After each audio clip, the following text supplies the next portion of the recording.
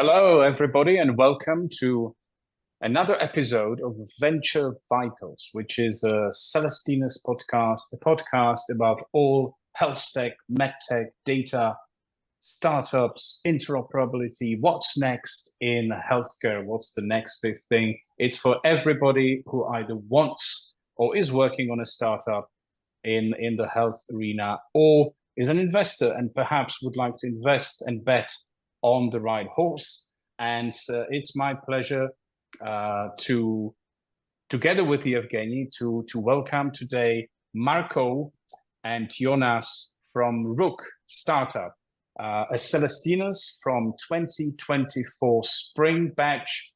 Hello, guys. Hello, Evgeny. Yes, hi everyone, and we don't know whether you listen to this or watch this the digital health important podcast, but we encourage you to like and subscribe to our channel. This is all very important to share the best and the values about digital health. And as Tomasz said, today we have a fantastic team from ROOK, Mark and Jonas, and Mark and Jonas, tell us, please, what is ROOK? Yeah, of course. Well, first of all, thank you very much. Super excited to be here and be part of Calistenius during the last batch. Lot of learnings, but yeah, just to go first of all the things that we are doing, we in ROOK, we enable any brand to use the wearables information. So basically, these beauties, these wearables, if any company want to integrate the data from the end users, they have to integrate one by one. Instead, to do that, they only have to integrate our API, and then they will have access to 300 wearables. And even more important, we make sense of all the data. We standardize, normalize all the information so they can use it in a very easy way in one endpoint.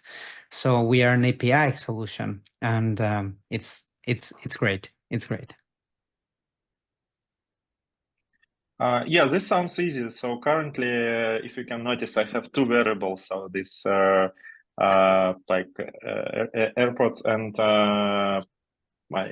something on a wristband. And so maybe if I want to be healthiest, I should wear like another 100. But obviously, if we go to the future, so the more we probably will be having more and more different wearables. So and even these two guys already, this one sometimes tell me it's too noisy, so for your health. Exactly. So and this device also tracks something regarding my health, and so I can envision that there are much more, if you say, devices that directly related to health, and with your solution they can talk one language, right? So it's kind of rather than other different voices. Yeah. On that same note, actually, even the phones start to become always more and more almost like a wearable device. So everything becomes wearable tech and health tech because it starts tracking health data in different forms. And yeah, the main core value that ROOK provides is really like, instead of having to integrate one by one all the devices, you get all of them through one single integration. So you have one single stakeholder to talk to, which would be ROOK, and all integration goes through ROOK. And then, yeah, all the data is standardized, so it's speaking the same language as you just said, helping obviously to then facilitate the interoperability into different ecosystems where the data has a lot of value. And definitely, as you said, Evgeny, now wearables become more accurate. You find a new wearable each month, different type of wearables. We have already at this point the Whoop, the Aura, Polar, Garmin, soon to Huawei, Withings, 8 Sleep. There's a lot of wearables outside. But also there's new startups that are building new and incredible wearables that will measure different type of assets or biomarkers. So I think we are in a very good situation, very good moment right now, trying to extract all these data 24/7 hours and try to use it for different purposes. And definitely one of them is how we can impact in a better way the health of people's lives. So we are in a very good moment at this point. Well, guys, it sounds exciting, wearables, and I'm sure in the future there might come edibles or drinkables or something that will even dig deeper into our bodies, and still there'll be lots of stuff, lots of devices. But maybe at the beginning, let's start at the beginning, as the famous opening of Lewis Carroll's book goes. So what's your personal journey to this podcast, to ROOK, and suddenly doing something that is intangible? When you were explaining this, what you do to your grandmother, I'm sure most people find it hard to imagine API or kind of something that connects, is not visible, is just code. So, what was your journey to Marco, to Miami and ROOK, and just code, not a cool gadget really, for your friends and peers, but something mysterious. Yeah, of course. I can start. I'm Marco Benitez. I'm one of the co-founders. I'm the CEO, and my background, first of all, I'm from Mexico. Now living here in Miami, but I am original from Mexico. I study biomedical engineer. I love data. I love this area. That's why on 2002 or so, we create our first startup. So this is my second startup. My first startup also was around data, and we get an exit in 2006. In fact, it was with one of our co-founders. He's the CTO, Daniel Martinez. He's also our co-founder, friend. We know each other since, I don't know, 20 years ago. A lot of stories we have together. He's a great friend, but also he's biomedical engineer. He has a second degree in biomedics and also machine learning, and he's doing great. After our first startup, I start to work in big pharma, again in data, in clinical trials. So love the area. I started in GSK, and then my last job was in Roche as head of medical affairs. So I have the lucky to work in clinical trials from phase 1 to phase 4 in different diseases like oncology, respiratory, vaccines. So a lot of diseases, very interesting the way the clinical trial is developed. So a lot of learnings. First of all, when you work in a very big enterprise, help you to be more structured, to understand how to manage all the people, because it's very difficult. At the end of the day, a company is nothing without people. So you have to learn how to speak with people, how it's how to create everything together. That helped me a lot to understand all the first steps to build ROOK. So yeah, I think I was in the big pharma industry the last, I don't know, 12 years, 10 years, more or less.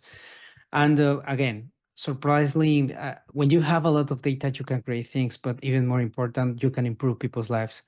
That's why we start to build ROOK together.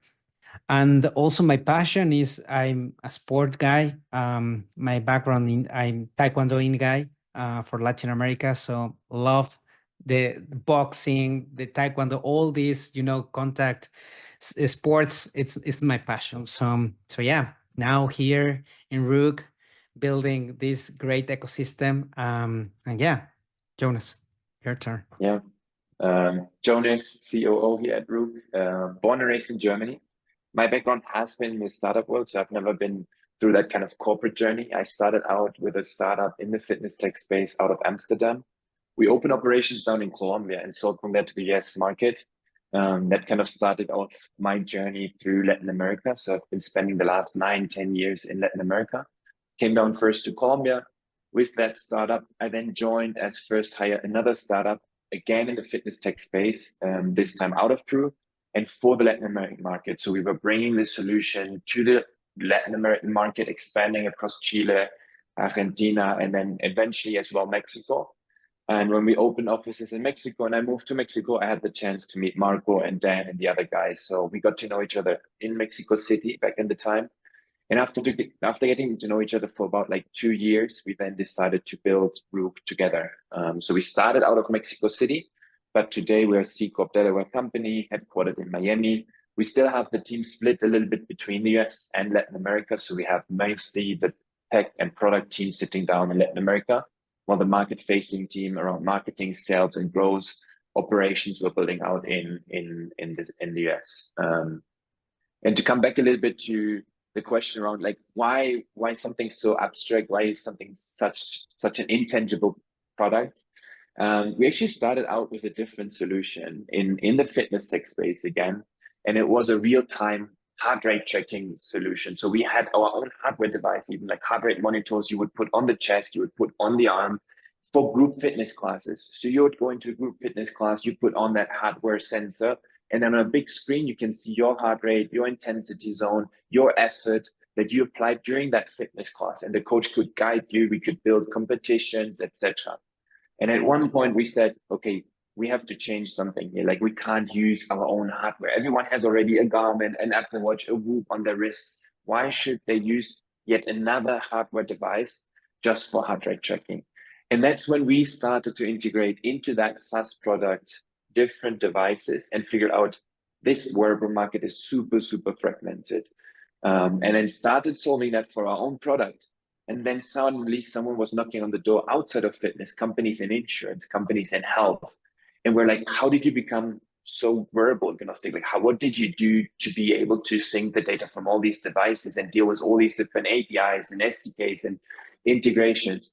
And that's when it made click for us. And we said, oh, there's something very interesting here around that aggregation play of wearable data.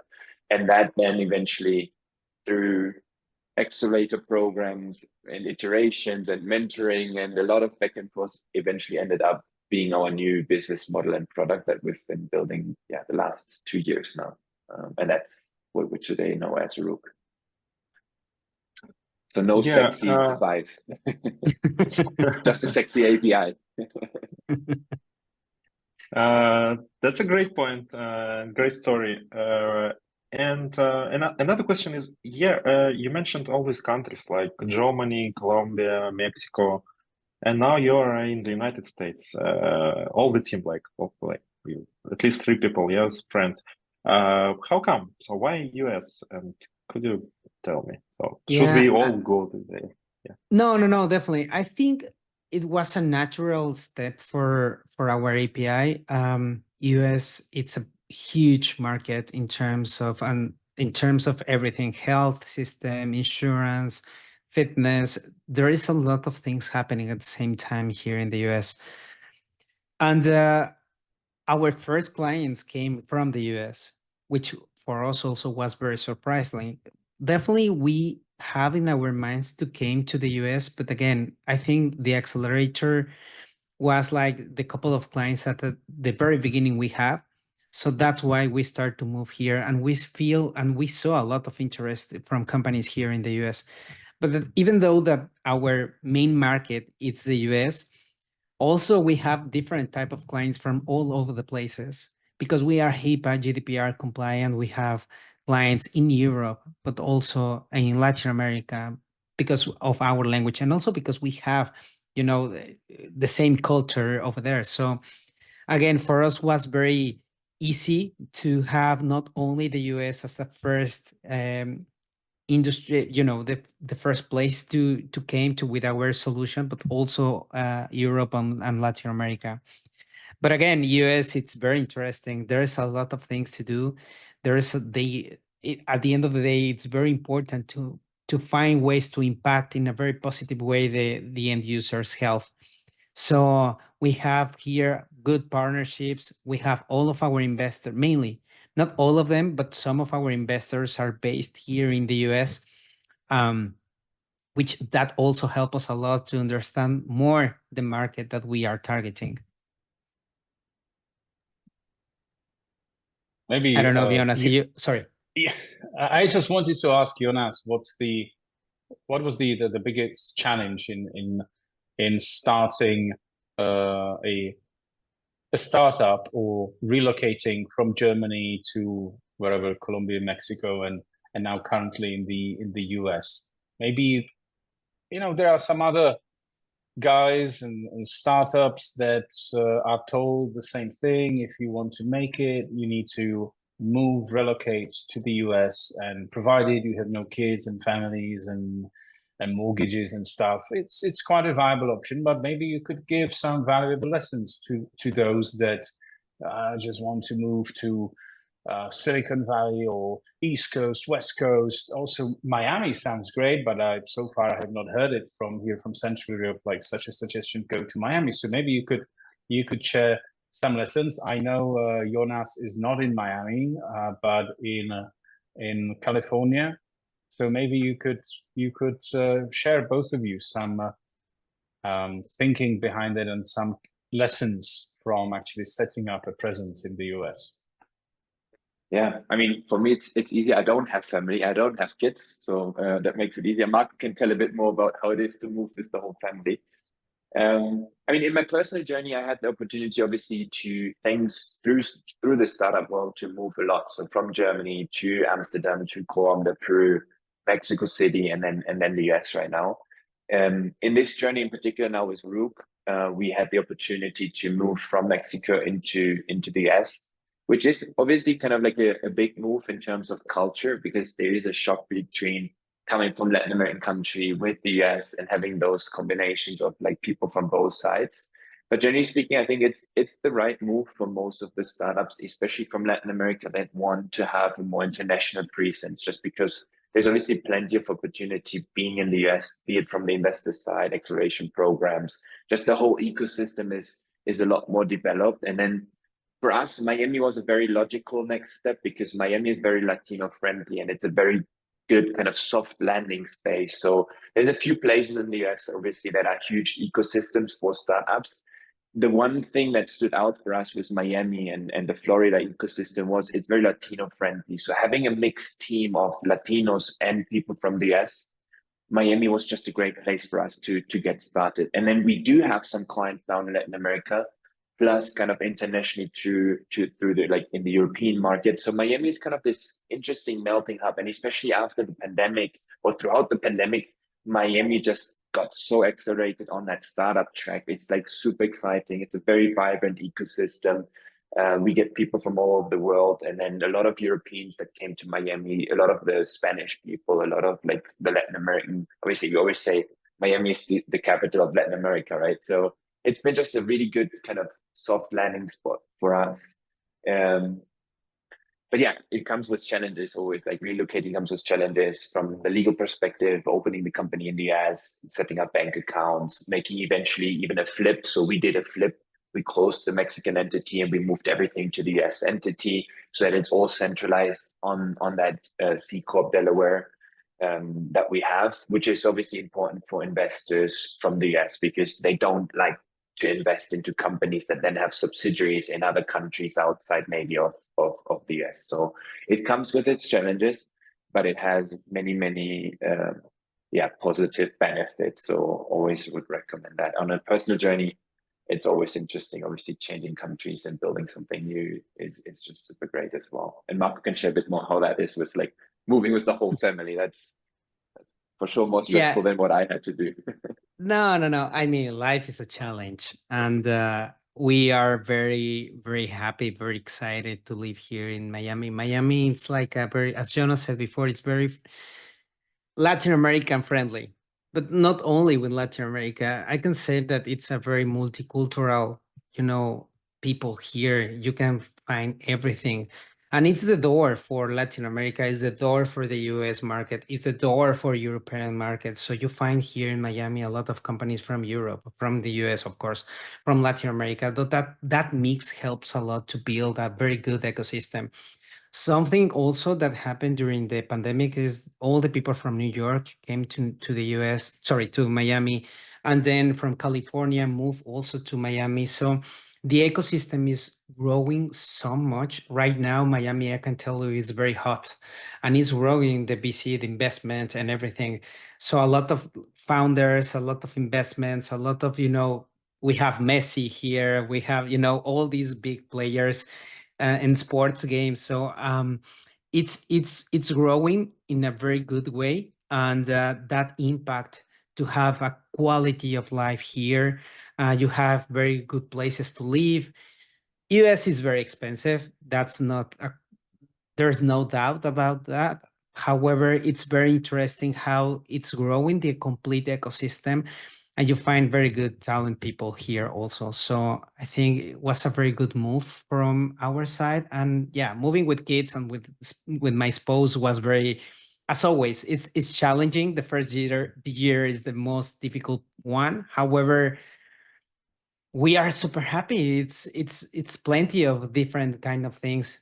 I love Mexico. Believe me, I love Mexico. But right now we have a very plenty life here, so it's very interesting the growth for my kids and everything. So yeah. Great, Mark, Jonas, thanks for sharing this, and for our listeners, you can hear that it's not only about usual suspects like California or Texas or Boston. So it's also Miami, hotspot for startups and even in digital health. Thanks for sharing this. Maybe we interested. We need to set up a meetup in Miami now, not only Boston. I have another question, and yeah, just to remind, it's our digital health related podcast, and a lot of startups that are thinking about digital health, they often scare about all these challenges related to digital health. For example, all this regulation and certification.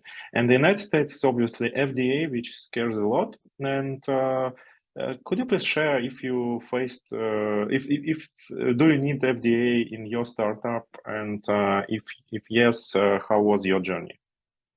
Yeah, on our case, we don't need FDA. However, there is some regulations that we have to be very aligned with FDA, for example, HIPAA, where we have to anonymize all this data. And because we use and we manage all the data from our clients, we have to manage that in a very good way, secure secure way.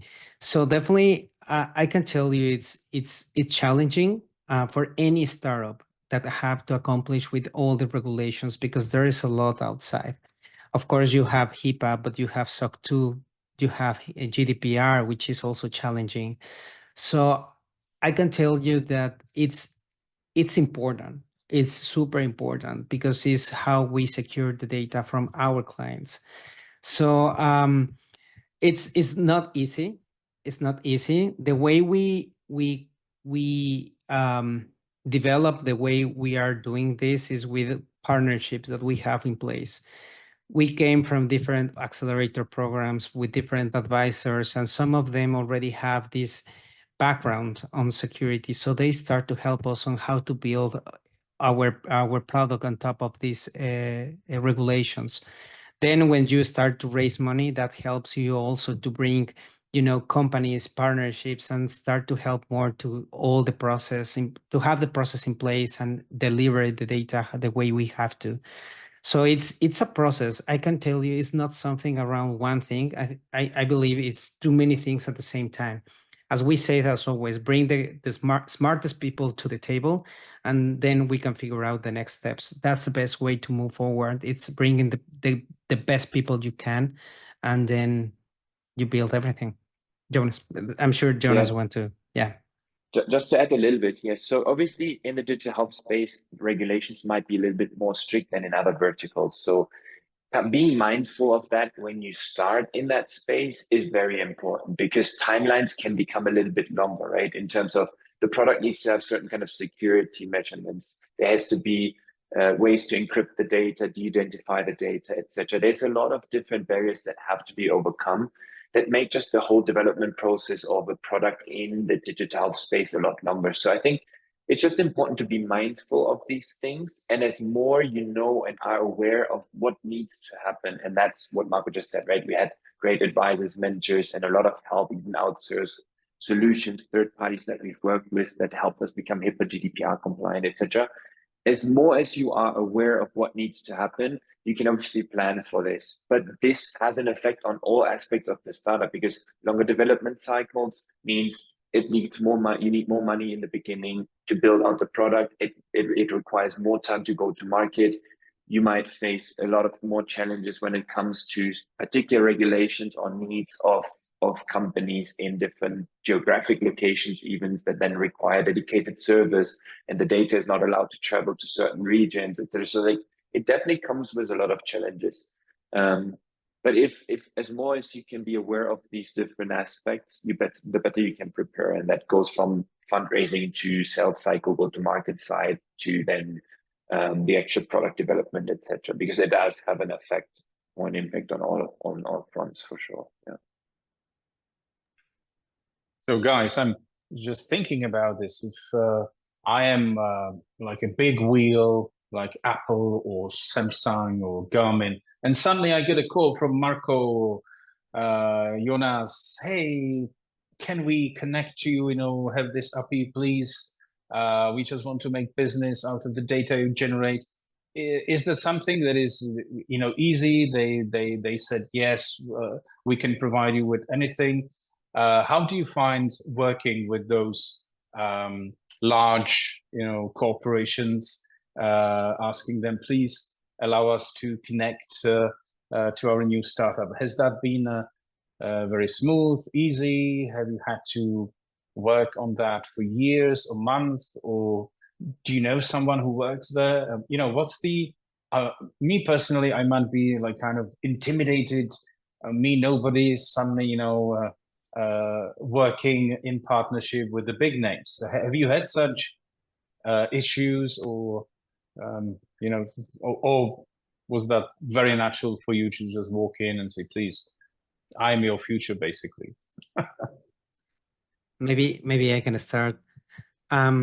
Something important, as Jonas said at the very beginning, we already have some relationships with some data sources, because we start to integrate the APIs and different stuff for our own technology before our own platform.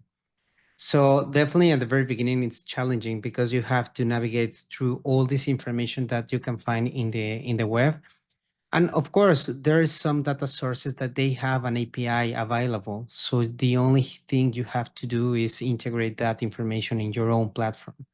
So some of them are using these free APIs, other ones, they have free documentation, and other ones, they have a payroll.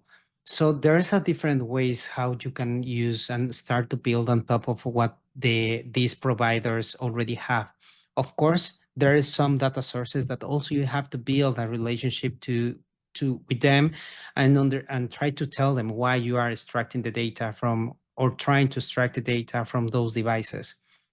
And every single time, it's like, I think the ecosystem also is growing.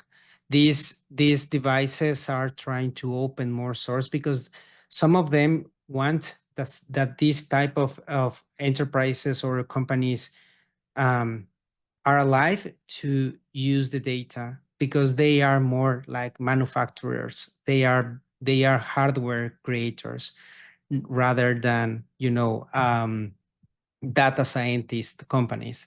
So on our case, we use all these data and try to bring in more value to these companies, or trying to pass these data in a very easy way so they can use it for different purposes. So definitely, yes, every single time that we have a new data source acquisition, definitely there's too many ways we can approach to that front.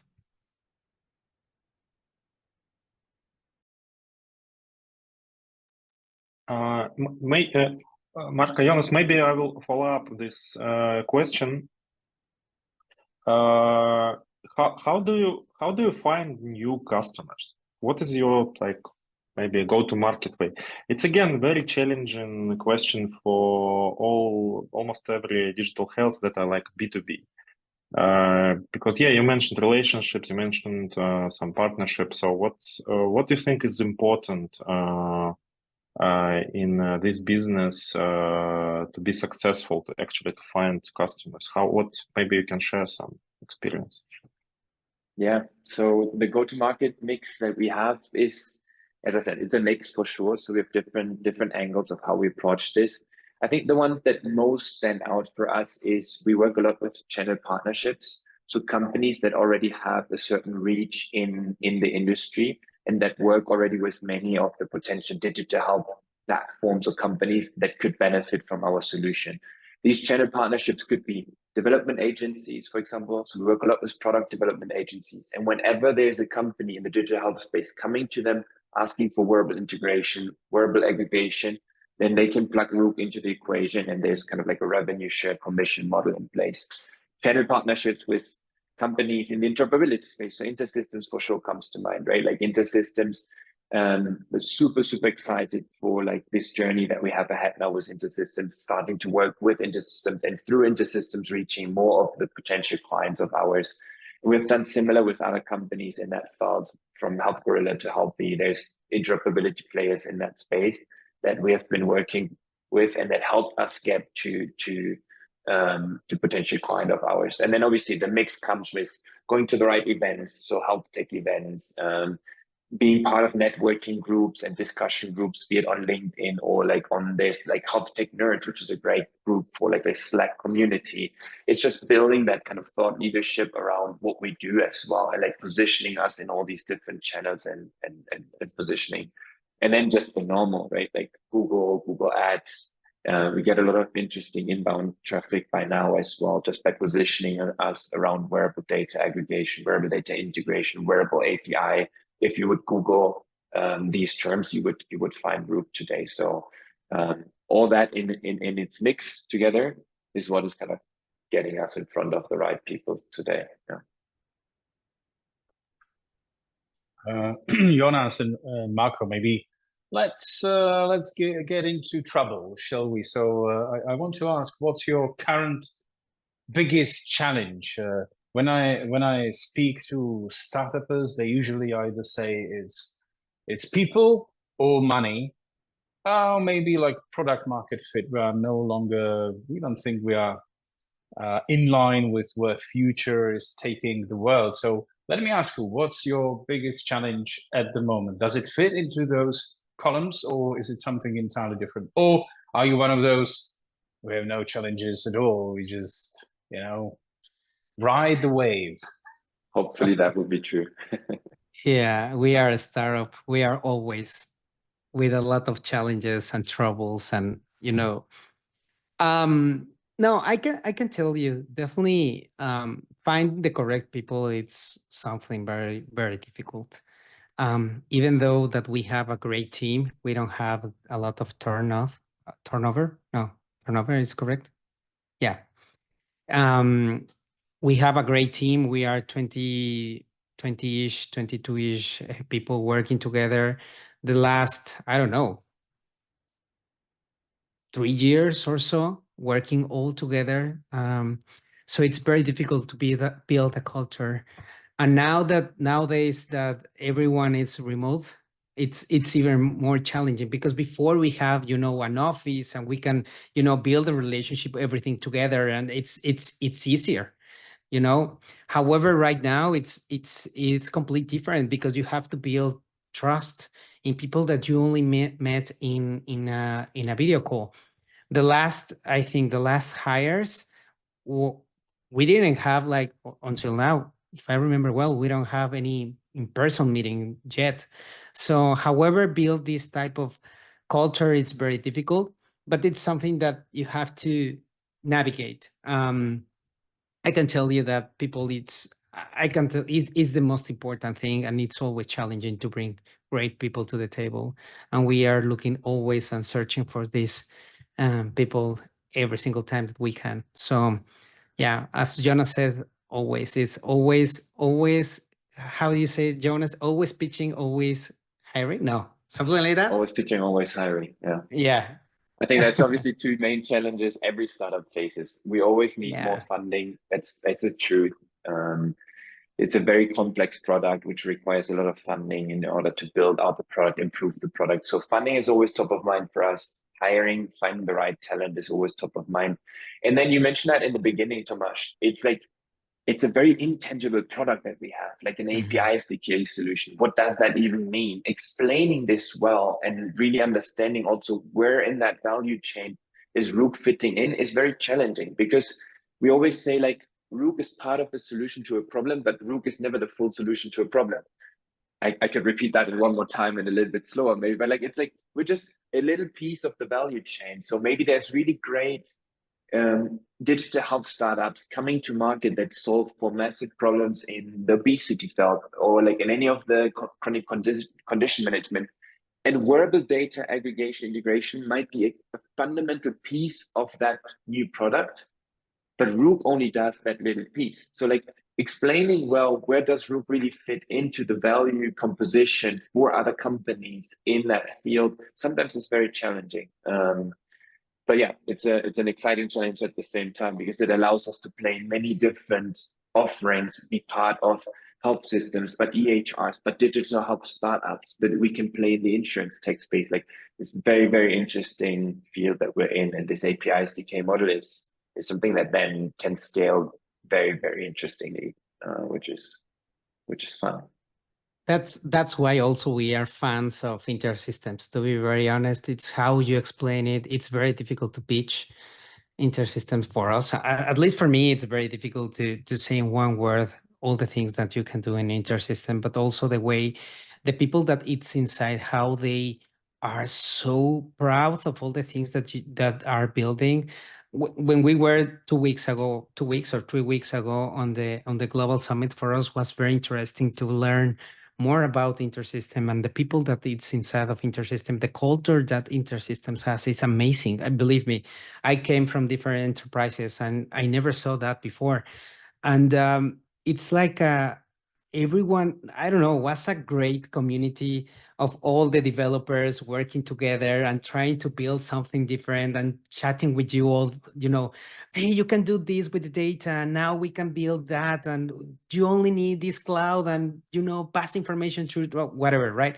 So it's like, for me, it was very exciting to see the culture, how everyone is so proud of all the things that are building inside of InterSystems, and how you normally pitch InterSystems is also the same thing. So for us is we feel very connected on that way, because we are something like that. It's something intangible. It's something very, our case is very difficult to pitch.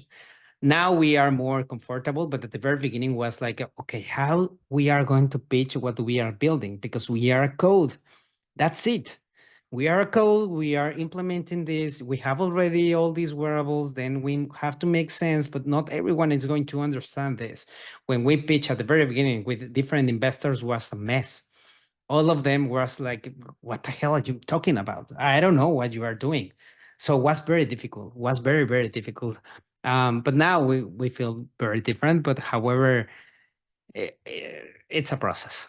It's a process. Oh, this is really great, and thanks for kind words about InterSystems. And you can see now that we in enterprise we also we have challenges too, right? Yes, and we're also learning very much and from startups as well. So how to better pitch what you do. But I think regarding ROOK pitch, I think this is getting really clear. So, for example, today I said, "Hey, 300 devices. We integrate 300 devices." That's and I can imagine all this mess of these devices that is being organized with ROOK.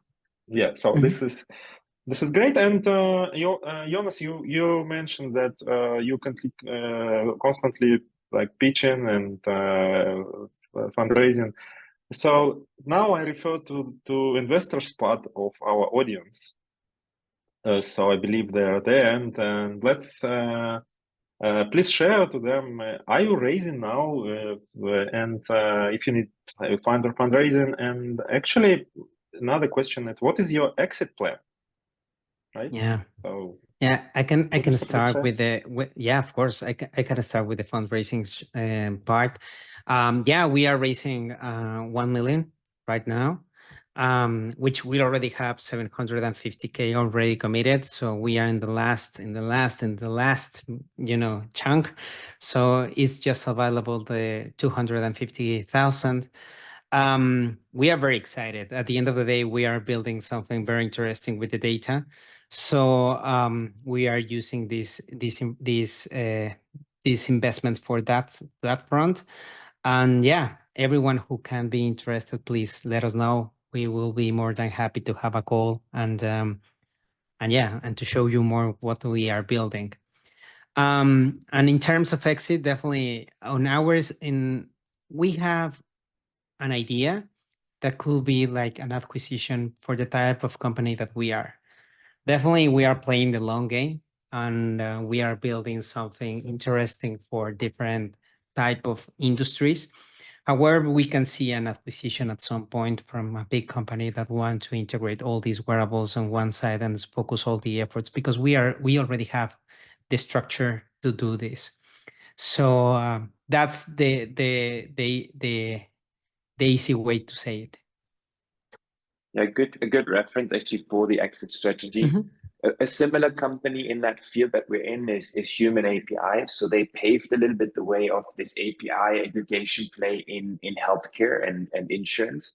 They got bought last year from a big insurance company. I think it was between 300, 400 million.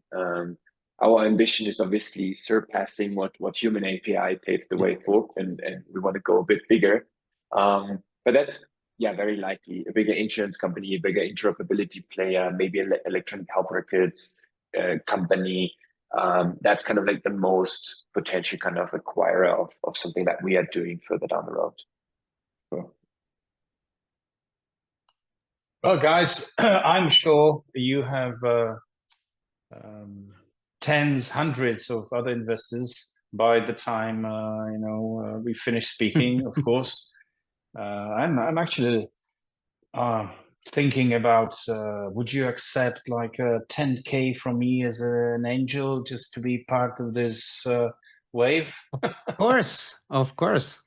Okay, Definitely, yes.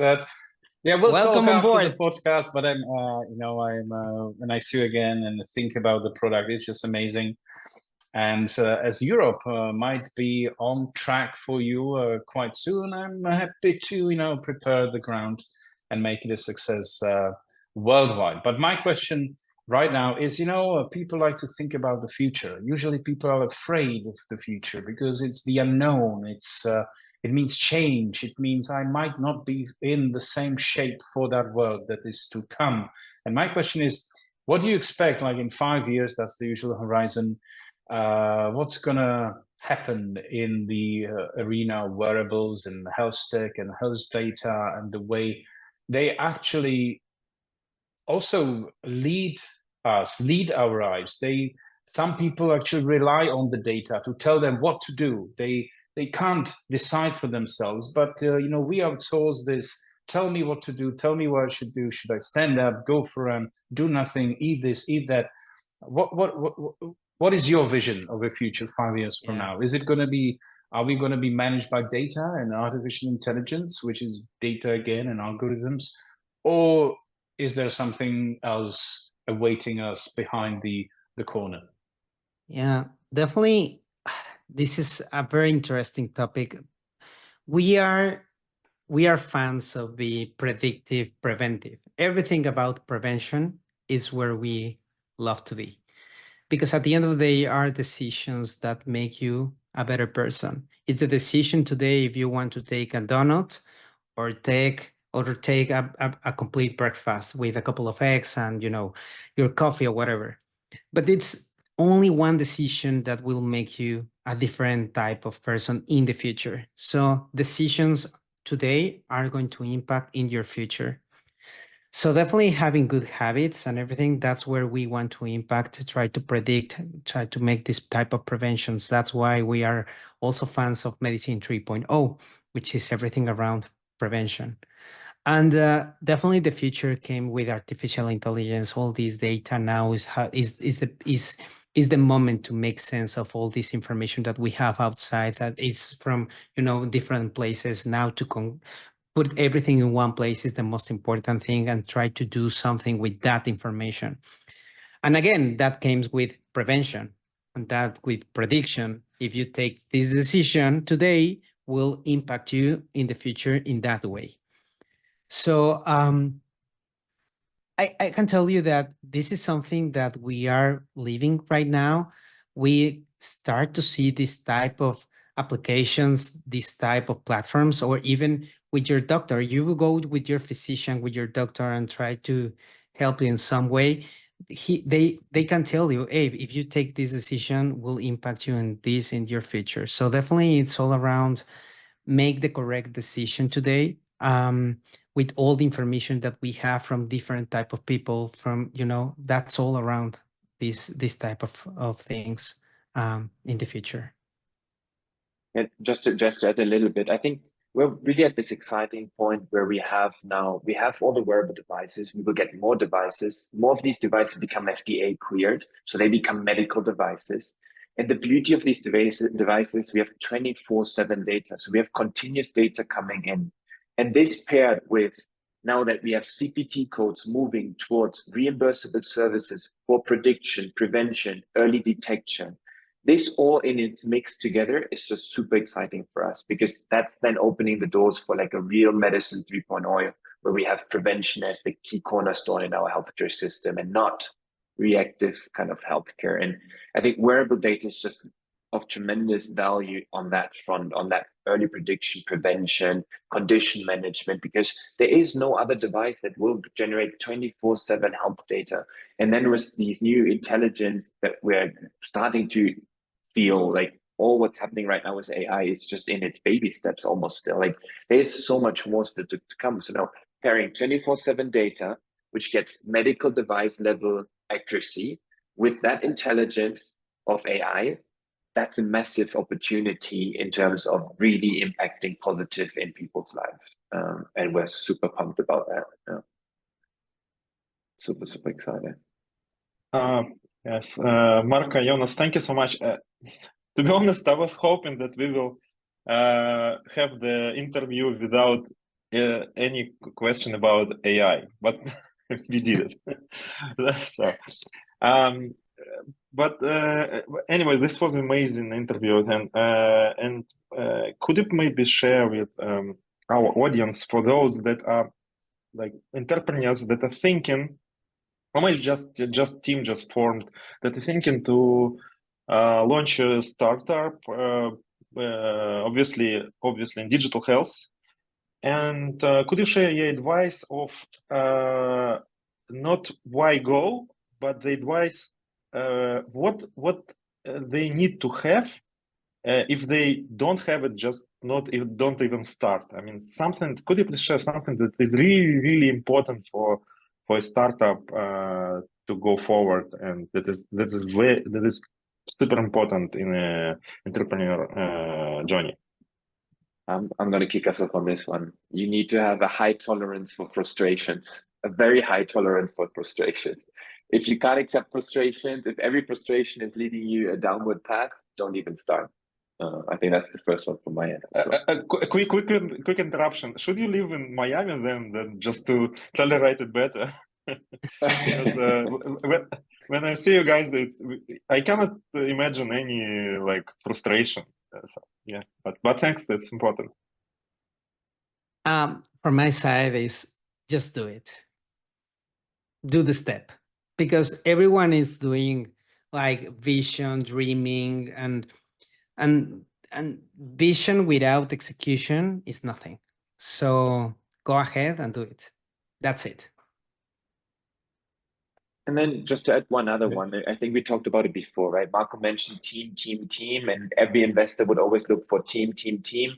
And sometimes it feels a little bit like cliche or stereotype, but like finding the right co-founders is super important. Yeah. I think we see this from different aspects. Being a solo founder is just super impossible almost. Like finding the right team of founders is super important. Combining expertise, combining backgrounds that can help you grow, that can help you also, like, which is just the shoulder to lean on if it gets tough on one end.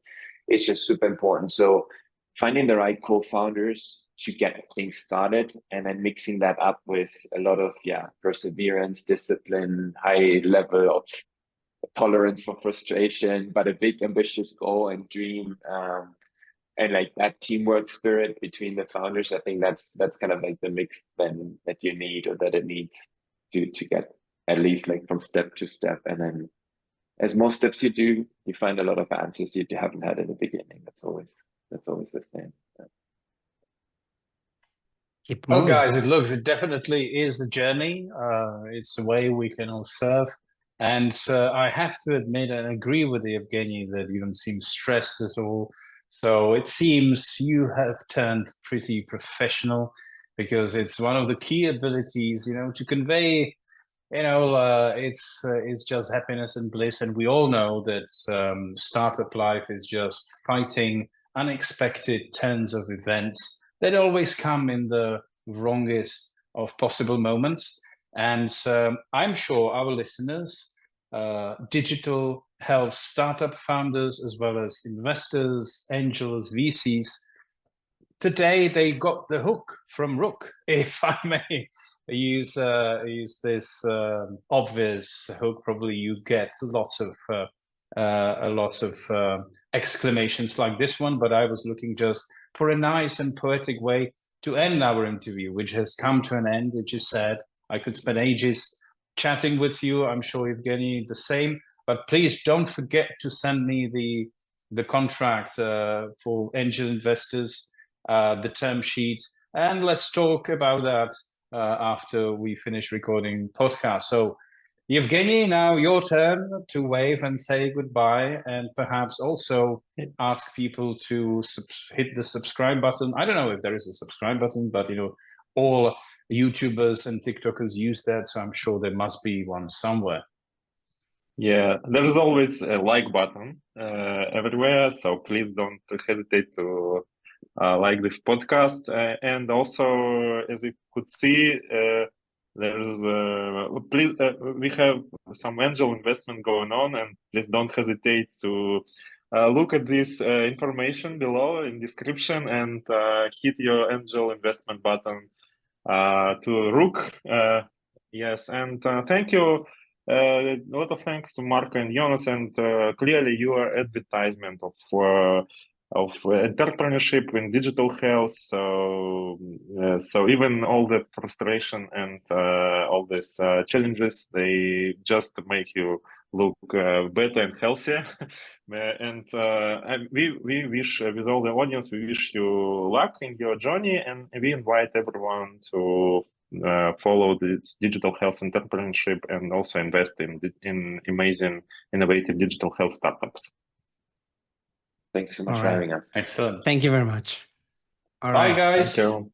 It's Bye. been great. Bye. And Bye. to all our listeners, we are looking forward to welcoming you back for our next episode of Venture Vitals by Celestinus. And enjoy the summer. Bye, guys.